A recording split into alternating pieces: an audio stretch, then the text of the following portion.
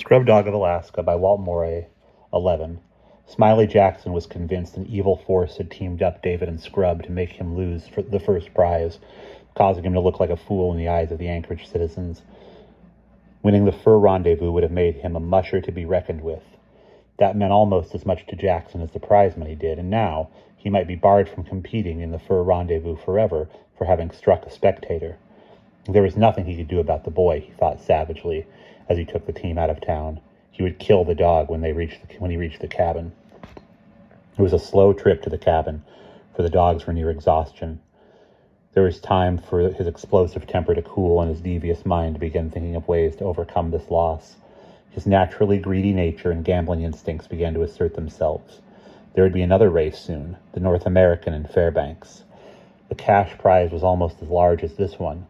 The honor of winning was great, but he needed a good lead dog. A team is only as good as its leader. He had to admit Scrub had done a good job leading the team for him, all but the last minute of the last day. He'd had the race won. The same mushers would be at Fairbanks for the North American. He'd really won over them here. Much as he hated the thought, he needed Scrub to do the job. After he won, Scrub could be sold at a good price or traded for another strong leader. But one thing Jackson promised himself: he'd not keep Scrub beyond the Fairbanks race. For somebody, he'd surely lose his temper and kill the... For some day, he'd surely lose his temper and kill the dog. Jackson was almost broke. Most of the money he'd won at the smaller races had gone for expenses. If he could make Fairbanks, he'd have to look for another sponsor to help with his entrance fee and the care of the dogs. If he won the Fairbanks North American, he'd be financially set up for the coming year. He'd win it, Jackson told himself grimly, if he had to run Scrub to death doing it. Jackson stayed around Anchorage for the remainder of the Fur Rendezvous celebration. It was an exciting time, and there was no telling what sort of opportunity might present itself. A couple of men came up and looked at the dogs. One asked if the team was for sale. Jackson thought quickly, sizing the man up, and said, "$6,000. "You're crazy," the man said. "The team almost won the roundy," Jackson pointed out. "But for an accident, I would have. I'm going to win the North American next month." "Maybe," the man said. "Come watch me," Jackson challenged. "I might do that," the man said, and left. The day after the celebration ended, Jackson hitched up the team and headed for Fairbanks. It was more than 300 miles. The trip took the better part of a week. There are always old vacant cabins on the outskirts of northern towns. Jackson found one at Fairbanks, staked out the dogs, and moved in with his sleeping bag. Already, Fairbanks was in a festive mood. Many of the mushers who had participated in the Fur Rendezvous were here for the North American. Every day they ran their teams out across the tundra, keeping the dogs in shape for the grueling race they knew the North American to be. Jackson hadn't time to work his dogs. He had to spend his days visiting business people in search of a sponsor who'd help with expenses. A week convinced him that the big backers of racing teams were already pledged. Others, who might like to, could not afford it. A racing team is expensive to keep, and Jackson's thin bankroll was soon gone. He had money to feed himself and the dogs another week. The race was almost 2 weeks away, but then he wouldn't have even the entry fee. There were two things left he could do: sell the team here or take it back to Aurora. If he returned to Aurora, he'd have to work to support the dogs until next winter's racing season. The thought of any kind of work was distasteful to Jackson. Maybe he could sell the dogs for a good price and turn a nice profit. The thought of selling the team didn't bother him. He'd done it before. Jackson went among the mushers, to the bars, wherever people gathered to talk dog racing. He dropped the word that his team was for sale. Then he waited. Several people came and looked at the team. None were interested enough to ask his price or make an offer. He waited until he'd used up most of the dog food. Then he knew he had to return to Aurora. The night before Jackson planned to leave, a man came to look at the team. Philip Hansen was short and stocky. He looked trail hard. The way he sized up each dog, Jackson guessed he knew what he was about. "Heard you want to sell your team," he said. "If I get my price." "Saw him perform in Anchorage," Hansen said. "You should have won that race." "I almost did." Hansen was looking at Scrub. What's your price? You figuring to race him?" "Possibly. How much?" Jackson thought swiftly. 5,000. I'll give you 4. I don't want this one. He's a good leader, Jackson said. He wasn't that last day in Anchorage. That was an accident. He saw somebody he knew and liked it. He saw somebody he knew and liked. It could happen to any dog. I still don't want him. 4,000 for the rest of the team. You ought to be able to peddle your leader to somebody. That'd bring you out close to the 5 you're asking. Jackson knew it was take this or return broke to Aurora and work all year to support the dogs. 4,000 was more than he'd ever had at one time, and, as Hanson said, he could probably sell scrub. Leaders were always in demand. With 4,000, he could buy a team for next winter and have money left over. All right, he said, it's a deal. Hanson took out his wallet and extracted bills. I can't take the team now. I've got to go north. I'll give you 1,000 and the rest when I get back in 2 weeks. I'll pay for the care of the dogs while I'm gone. 2 weeks, you say? You don't want to wait? Hanson asked. It's not that. Jackson's thoughts were racing. Here was the money for his entrance fee, and the North American would be run next week. Long's you're going to be gone, he said casually, I might as well enter them in the race. They haven't had a workout in 2 weeks, Hanson said. They wouldn't stand a chance. I think they would. No, Hanson's voice was flat. No team of mine runs until it's in top condition and had a chance to win. This one hasn't. Jackson started to argue, then changed his mind. Whatever you say. Good. Let's get a piece of paper and make things legal. I'll see you in 2 weeks. Excitement for the North American began to build. Jackson moved among the teams, studying the dogs, talking to mushers. He watched their daily workouts and became attracted to one. Dusty Summers' team was young and eager. It was led by an older dog that was smart, unexcitable, and steady. Jackson was sure they had a good chance, if not to win, at least to place. The odds were great against their winning, and 3-1 that they would not place in the money. Here was an opportunity to recoup some of the prize money he'd lost at the Fur Rendezvous, but he'd play it safe. He bet the $1,000 Hanson had given him on Dusty Summers' team to place. The 3 he could win, added to the 4,000 he'd get for the team, would give him $7,000. With such an amount, he could buy the best trained team in the country and sweep the North American and the Fur Rendezvous next winter. Dusty Summers drew number 10 for the race, and Jackson was at the starting line to see him off. There were a couple of accidents, and a half-dozen teams were scratched for rule infractions within the first 15 miles. As at Anchorage, Charlie White was first to cross the finish line. Behind him came N.Y. Sullivan in second. A new man Jackson had never heard of, Ned Clark, in third. Dusty Summers was fourth, 15 seconds behind the leader. The second day, Summers passed Clark and came in third. He had picked up 5 seconds. He was 10 seconds behind the leader in overall time. Jackson's hopes were high. The final day, Jackson watched them go flying out of town, then hunted up a radio to get the reports from the trail. At the 10-mile spot, Summers was holding well to third place. At 15, he began closing on the number 2 team, N.Y. Sullivan.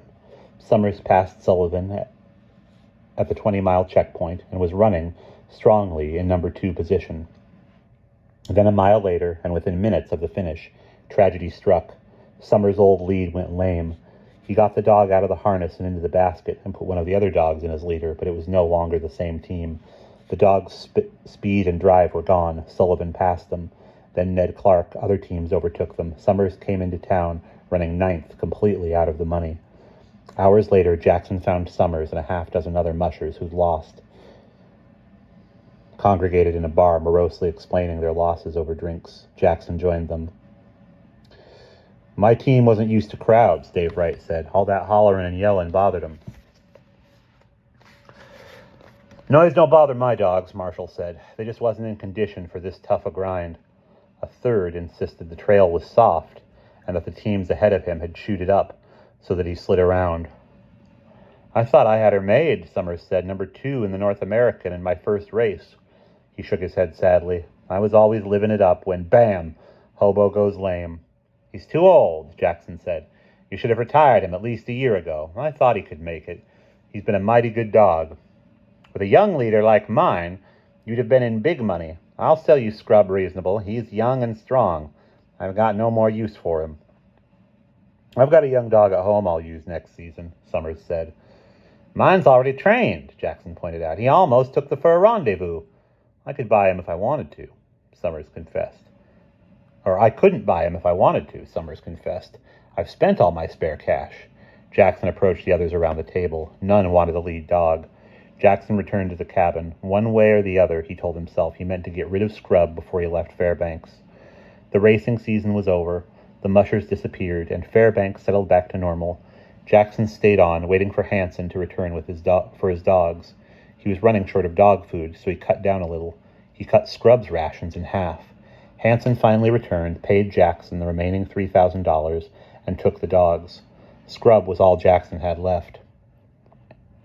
Now that he had money, Jackson decided to stay a few more days to try to sell Scrub. Mushers, prospectors, and trappers frequented a certain bar. Jackson went there. The bar also had a number of card tables. Jackson was an inveterate gambler, and eventually sat in a game. He won $100. The next day he won again. Maybe, he decided, as long as he was on a run of good luck, he could win not only the money he hoped to get for Scrub, but the thousands he'd lost betting on the race. At 1,000, he told himself he'd quit. At first, Jackson won steadily. Then he lost and won again.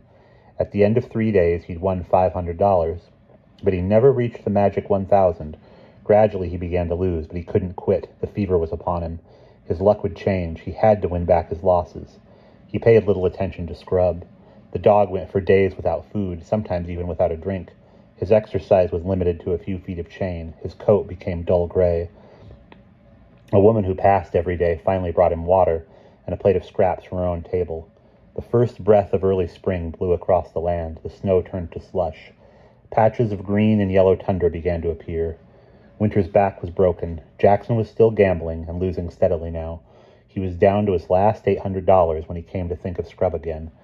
He was in the bar one night, sitting at a table with a half-dozen other men, among them a musher named Harvey James.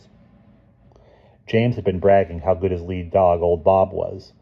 Jackson was in an ugly mood. Yesterday he had won a sizable amount and was sure he was on his way back. Tonight he was losing again. "Old Bob saved my life last year," James said. "Went through rotten ice, me and the sled and the whole team, right up to Old Bob. Didn't get him, though, no siree. Know what he done? That dog just stiffened his back and dug his claws right at the edge of the hole and pulled me, the sled, and the whole dog team right out again. Must have been close to an 800-pound pole." "Call that a pole?" Jackson asked scornfully. "Yes," James bridled, "I do. Scrub'd take him without even breathing hard." "On slick ice, pavement, snow, or plain old tundra, Scrub could pull your dog in too," Jackson bragged. James looked around the table. "You hear that? And he even calls the mutt Scrub. You never saw the day he could outpull Old Bob." "Easy to prove," the bartender sensed excitement. "Let him have a pulling match. There's still a patch of ice on the street in the shade of that new building, a couple of blocks up." "I've got a sled we can use," one man offered, "and $100 that says Scrub outpulls Bob." A man across the table planked down bills. "And here's another 100 says he can't." James held up a fistful of money and looked at Jackson. "All I got, 500 says Bob outpulls your dog." Jackson thought of Scrub, young, big, and powerful. He'd seen Old Bob. His muzzle was gray. An old dog far past his prime. No dog that age could match the young, tough Scrub. He brought out his thin roll of bills and counted off $500. Jackson and Harvey James went to get their dogs. The bar emptied. Everyone headed for the new building. When Jackson arrived with Scrub, 100 men were there. The sled was loaded with concrete blocks, and Old Bob was hitched to it, waiting. A line had been drawn in the street some distance from the sled. The bartender said, "There'll be no breaking out the sled. This'll be a straight pull. Each dog pulls the sled to that line. We've got 18 blocks here. We've got 18 blocks on here. I figure that's close to 800 pounds. We'll keep adding blocks until one dog can't pull it. Harvey's ready to go." Old Bob was as big as Scrub, with a broad chest and heavy legs. He stood quiet, looking about, waiting. He'd been through this before. He knew what was expected of him. James stepped in front of him, and the dog's ears came forward. "All right," the man said quietly. "Whenever you're ready to take it away, Bob. Hike!" Bob pulled experimentally, as if testing the load. Then he lunged into it. The runners creaked and moved. He hit straight ahead, following Harvey James, who backed toward the finish line, bent over, holding out a hand, coaxing the dog quietly with his voice. "You can do it, boy. It's all yours. There, you got it. That's it. Bring it along. Good boy." The sled gathered momentum under old Bob's flying feet. When he crossed the finish line, the sled was almost coasting. The sled was pulled back to the starting line, Bob was taken out, and Jackson buckled Scrub into the harness. Jackson had his whip, and Harvey said, "No striking the dog." Nothing was said about what I might have to do to make him pull. That's right, the bartender agreed, just so he pulls it. This was new to Scrub. He knew he was supposed to do something, but he'd always had the team behind him before. Then Jackson's voice said sharply, "All right, Scrub, let's go. Hike, hike." Scrub lunged forward, but was brought up short. The sled did not start easily, and Jackson's voice shouted, "Come on! Hike! Hike!" Scrub humped his back. His claws dug grooves in the street ice. The load moved sluggishly, moved again, it kept moving, and was still picking up speed when Scrub crossed the finish line. 4 more blocks were added, and Bob was harnessed to the sled. He fell on his first attempt. On the second lunge, he got the sled moving and kept it going to cross the line, but it was obvious he wasn't going to pull much more. Scrub had learned from the first pull. He now hunched his big body and lunged into the harness, feet flying. The load started, but he picked up no speed, and the finish line crept forward with agonizing slowness. He was shaking when Jackson stopped him. In the days he'd lain idle and less than half fed, he'd lost weight and his muscles had become soft and flabby. Every man there knew he was pulling on heart alone. This time they added 2 blocks. Bob had trouble starting it, but he was in fine condition for an old dog. He got it going and kept it moving with agonizing slowness all the way to the line, where he collapsed. He had pulled his limit. The sled was hauled back, and once again Scrub was harnessed to it. The muscles of his legs still quivered from the last effort, and his big chest could not get enough air. At Jackson's command, he lunged to the job. He fell, but was up instantly, feet digging, his body bunched completely. The crowd watched in silence, knowing what the effort was costing him. They could hear the breath rasp in his throat, his toenails tearing at the ice. The load moved. Scrub's head was down, his chest low to the ice with his tremendous effort. The sympathy of everyone went out to the gallant dog, for by now they all knew Smiley Jackson. Even Harvey James had forgotten what this win would mean to him, in admiration for Scrub's last-ounce try. 10 feet, 20 feet. A man let out a relieved yell that was picked up by 100 throats. Then Scrub collapsed. The sled stopped. Smiley Jackson shouted, "Get up! Get up! Hike! Hike!" Scrub got shakily to his feet. He lunged into the load, but there was only his weight and fierce desire. There was no strength behind the effort. He fell and lay there. Jackson rushed at him like a madman. He smashed his foot into the dog's quivering body, screaming, "Get up! Get up! Hike! Hike!"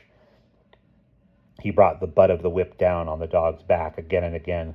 Scrub felt the pain and tried to rise, but for the moment he could not.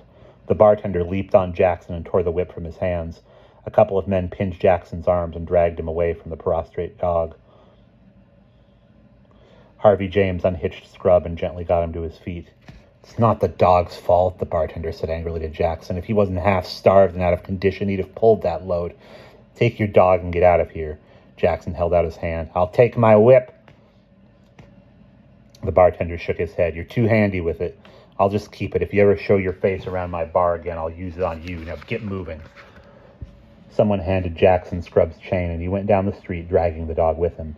Once again, Scrub had betrayed him. His rage the dog was building with every step, but he dared do nothing within sight of the crowd. He turned a corner and was out of sight. He stopped abruptly, jerked the dog toward him, and aimed a tremendous kick at his head. The kick missed. Jackson's feet flew from under him, and he fell on his back. Scrub dodged back at the kick, and in so doing, jerked the chain from Jackson's slackened grip. He backed away as the man scrambled to hands and knees. Jackson reached for the end of the chain. "Whoa!" he said, "Whoa!" At that command, Scrub stopped obediently. All Jackson had to do was step forward and pick up the chain, but his anger at the dog was all-consuming. A club lay close at hand. He grabbed it and surged to his feet, bent on crushing the dog's skull. Scrub knew what the club meant. He whirled and ran off down the street, glancing back over his shoulder. Jackson hurled the club. Scrub dodged, and it sailed harmlessly past. The dog ran straight on to the end of the street and out into the dark tundra, the loose chain dragging behind. Jackson watched the dog disappear, then turned and headed for the cabin. He was practically broke. He'd lost the dog he'd stayed in Fairbanks to sell. There was nothing to keep him here now. He'd have to go back to Aurora. He thought of Scrub running across the tundra dragging the chain. The dog wouldn't get far before he hung up on some obstruction. It was very possible he might find the dog when the chain became entangled in a bush or around a log. If I do, Jackson thought savagely, I'll kill him immediately. Should have done it long ago. Scrub was bad luck, a hoodoo from the day he was born. At the cabin, Jackson began getting ready to leave. He had the odd feeling that he hadn't seen the last of Scrub. Somewhere out there on the tundra, the dog and he would come face to face again. And that's the end of chapter 11.